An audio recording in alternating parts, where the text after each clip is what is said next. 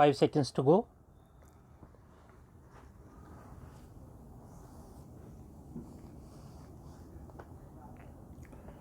Start. Sir, I rise to support the bill brought forward by the Honorable Deputy Minister in the Ministry of Finance. Banking is a service of vital importance to industry, commerce, and agriculture. It is concerned with the creation of credit money and its distribution between various users such as industry and agriculture, or between institution and individuals. In fact, the smooth working of a modern economy depends on the proper regulation of credit with which the banks are concerned. The question, therefore, of recruitment of the personnel of banking institutions assumes great importance. The Banking Commission has recommended the establishment of such a commission in its report in 1972. In fact, government have been rather late in bringing forward this very important and necessary piece of legislation. Before nationalization, some of the big commercial banks had made some arrangements of their own for recruitment of their staff. The Institute of Bank Management and the Reserve Bank of India, through the Bankers Training College, run some short term and long term courses for recruitment and training of bank staff. But these arrangements are not adequate even to meet the requirements for recruitment of higher cadres. The largest proportion of banks staff consists of clerks and cashiers.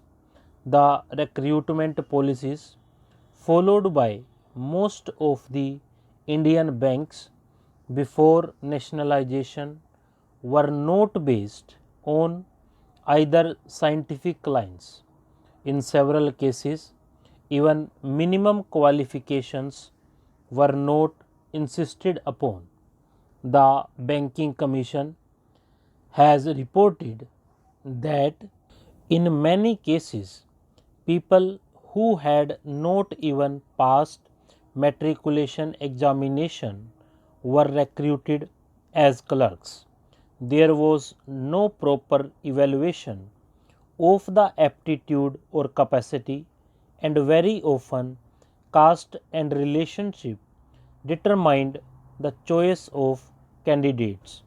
Lack of training facilities, however, aggravated the problem, and banks found themselves with staff which had neither aptitude nor ability to carry out the jobs assigned to them.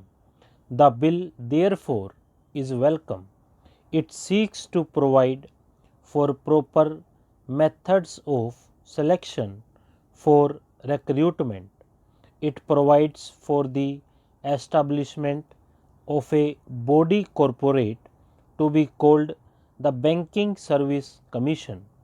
It shall be the duty of the Commission to hold competitive examinations to recruit people for clerical and allied cadres, junior officers cadre, and such other officers cadre as the central government may by notification specify. It shall consist of a chairman and 8 persons who, in the view of the government, are men of integrity, ability, and have experience of finance and business administration. The bill rightly attaches great importance to selection of people for the clerical cadre because the clerical cadre constitute the largest proportion of the total manpower, and it is they who give the banking service to the people. Rapid expansion of banking ensures further that many of them will soon get promotion to the officers cadre. It has been estimated that every clerk can hope to reach the officers cadre in 10 or 12 years time.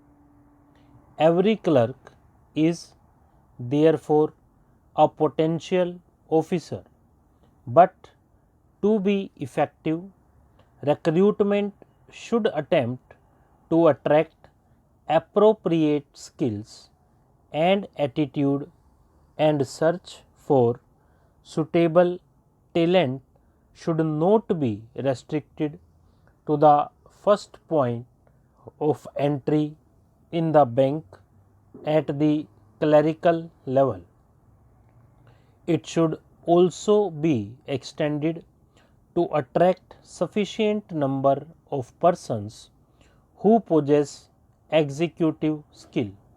With the functional enlargement of the banks, they require the service of experts such as agricultural scientists and those who are experts in engineering.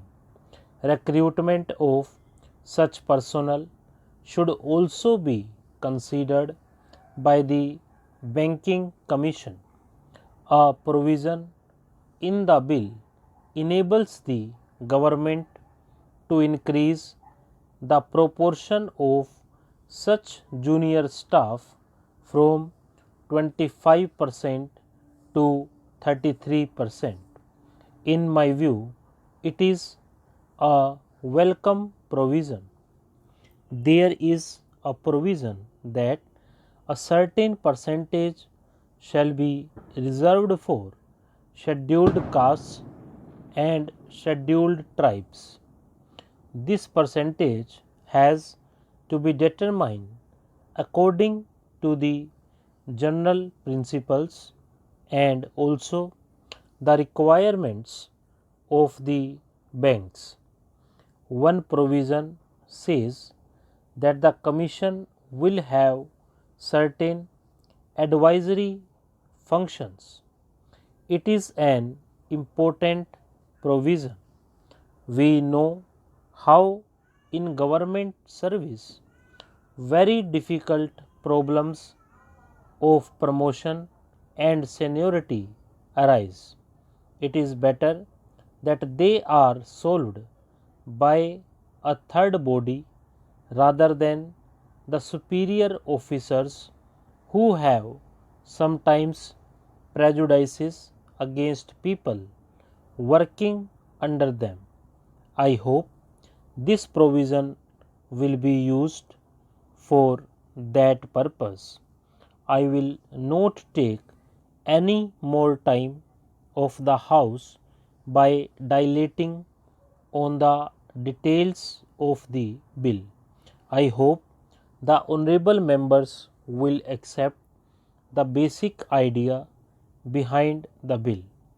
The establishment of a commission on the lines envisaged will impart objectivity and impartiality in the recruitment procedures of the banks by prescribing uniform qualifications and eligibility standards applicable in all public sector banks and thereby help to tap the right type of persons for the banking industry.